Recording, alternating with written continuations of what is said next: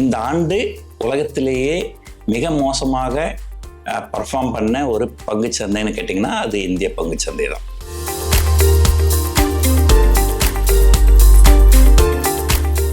இந்திய ரூபாயினுடைய மதிப்பு குறைய குறைய தங்கத்தின் விலை ஏற்றம் கண்டு கொண்டே இருக்கும். அமெரிக்காவிலும் வட்டி விகிதங்கள் குறைகின்றது. உலக அளவில் வட்டி விகிதங்கள் குறையும் போது தங்கத்தின் விலை ஏறுவது ஒரு இயல்பான ஒரு விஷயம்தான். நேற்றைய தினம் தங்கம் ஒரு பவுனுக்கு 1 லட்சம் என்கின்ற அளவை தொட்டது. இது ஒரு புதிய உச்சம். சில நாட்களுக்கு முன்னாடி தங்கம் ஒரு கிராமுக்கு 10,000 தாண்டுமா அப்படின்னு கேட்டாங்க. அதை தாண்டிச்சு. அடுத்தது 12,000 தாண்டுமான்னு கேட்டாங்க. அதுவும் தாண்டிச்சு. ஒரு பவுனுக்கு 1 லட்சம் தாண்டுமா அப்படின்னு கேட்டாங்க. அதுவும் தாண்டி இருக்கிறது. இதுக்கு என்ன காரணம் அப்படின்னு பார்த்தீங்கன்னா, இதுக்கு ஒரு மிக மிக முக்கியமான காரணம் இந்திய ரூபாயின் மதிப்பு குறைந்து கொண்டே போவதுதான். 1991ஆம் ஆண்டு இந்திய ரூபாயினுடைய மதிப்பு 2 நாட்களில் 20% குறைக்கப்பட்டது. அப்போ இந்திய ரூபாயோட மதிப்பை அரசாங்கம் தான் முடிவு பண்ணாங்க. அப்போ 20% 2 நாட்களில் குறைச்சாங்க. அதுக்கப்புறம் மார்க்கெட் ஃபோர்ஸஸ்க்கு விட்டுட்டாங்க. அதாவது மார்க்கெட் டிசைட் பண்ணும் ஏறதும் இறங்குறதும். அதுக்கப்புறம் 2013 இந்திய ரூபாயோட மதிப்பு ரொம்ப ரொம்ப ரொம்ப வேகமாக சரிஞ்சுது. அதுக்கப்புறம் பொதுவாக ஒரு வருஷத்துக்கு 3 முதல் 5% குறையும். அதுக்கு மேலே குறையாது. ஒரு சராசரியாக 4% குறையும். ஆனால் இந்த ஆண்டு கிட்டத்தட்ட ஒரு 7% அப்படிங்கிற அளவுக்கு இந்திய ரூபாயோட மதிப்பு குறைஞ்சிருக்குது. இதுக்கு காரணம் என்னன்னு பார்த்தீங்கன்னா, கரண்ட் அக்கௌண்ட் டிஃபிஷிட் அப்படின்னு சொல்லுவாங்க. அதாவது நடப்பு கணக்கு பற்றாக்குறை.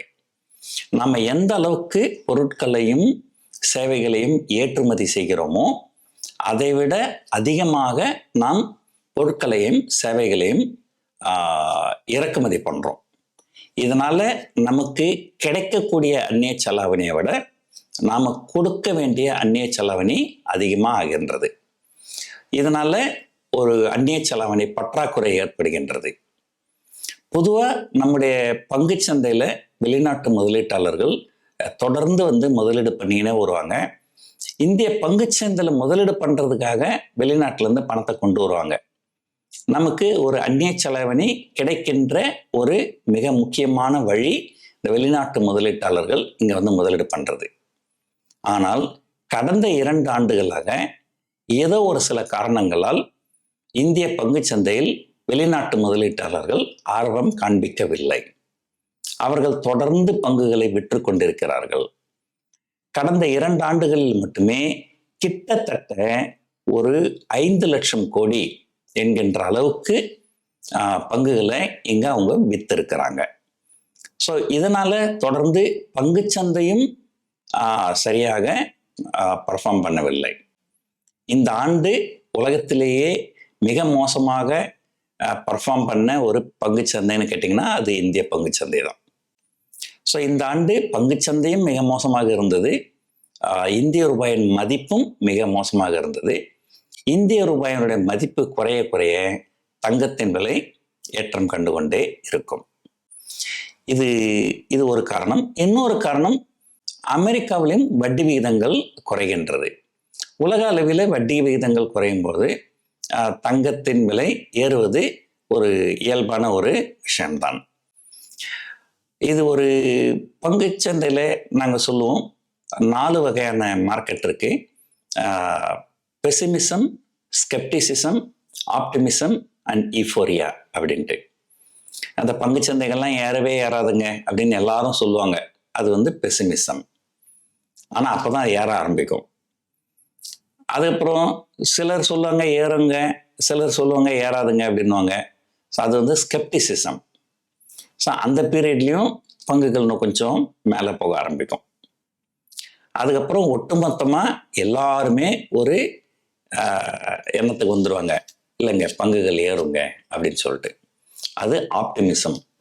அப்பவும் பங்குகள் ஏறும். அதுக்கப்புறம் கடைசியா ஒரு ஸ்டேஜ் இருக்கு, ஈஃபோரியா. அது எல்லாருமே ஒட்டு மொத்தமா ஒரு கிரேசியா பங்குச்சந்தையில் வருவாங்க. பங்குகளை வாங்கலாமா அப்படின்னு கேட்டா, சார் நீங்க முதல்ல வாங்கிட்டு அதுக்கப்புறம் கேளுங்க சார், நீங்க கேட்டுட்டு போய் வாங்குறதுக்குள்ளார அங்க விலை ஏறிடும் அப்படின்வாங்க. அந்த ஈஃபோரியா ஸ்டேஜில் ஏறும். அந்த அணைகின்ற தீபம் தான் கொழுந்து விட்டு எரியும் அப்படின்னு சொல்லுவாங்க. அப்போதான் ஒரு வேகமா ஏறும். ஆனா வேகமா ஏறுச்சுன்னா அந்த இடத்துல தான் ஒரு மிகப்பெரிய சரிவை சந்திப்பதற்கு வாய்ப்புகள் நிறைய இருக்கு. ஸோ அதே போல தங்கம், இந்த பெசிமிசம், ஸ்கெப்டிசிசம், ஆப்டிமிசம், ஈஃபோரியா அப்படின்னு பார்த்தீங்கன்னா இப்போதைக்கு அது ஒரு ஈஃபோரியா அப்படிங்கிற ஸ்டேஜில் தான் இருக்குது. இங்கிருந்து கரெக்ஷன் ஆவதற்கு வாய்ப்புகள் நிறைய இருக்கு. ஸோ இதனால புதுசாக முதலீடு பண்ணணும் அப்படின்னு நினைச்சிங்கனால் இந்த சமயத்தில் முதலீடு பண்ணுறது ஒரு சரியான அணுகுமுறையாக இருக்காது. ஸோ இந்திய ரூபாய் இந்த அளவுக்கு சரிந்து விட்டதால் அரசாங்கமும் அல்லது மத்திய ரிசர்வ் வங்கி ஏதாவது ஒரு ஸ்டெப் எடுத்து இந்திய ரூபாய் மதிப்பை நிலைநாட்டுவதற்கு அல்லது கொஞ்சம் அப்ரிஷியேட் பண்ணுவதற்கு ஏதாவது வழிவகைகள் செய்வார்கள் அப்படின்னும் ஒரு எதிர்பார்க்கலாம். பார்ப்போம். நான் சொன்ன மாதிரி கடைசி கட்டத்தில் தான் ஏற்றம் அதிகமாக இருக்கும். நான் பங்குச்சந்தை பற்றி சொல்லும்போது சொல்லுவேன், நீங்கள் ஓடுற பஸ்ஸில் ஏறாதீங்க அப்படின்னு சொல்லுவேன். அந்த மாதிரி இப்போதைக்கு தங்கம் ரொம்ப ரொம்ப வேகமாக ஓடுற பஸ்ஸு கூட இல்லை, இது புல்லட் ட்ரெயின் வேகத்தில் போகுது. இந்த நேரத்தில் வாங்குறவங்களுக்கு ரிஸ்க் அதிகம் உள்ளது. ஸோ பார்ப்போம் என்ன நடக்கப் போகிறது. நன்றி.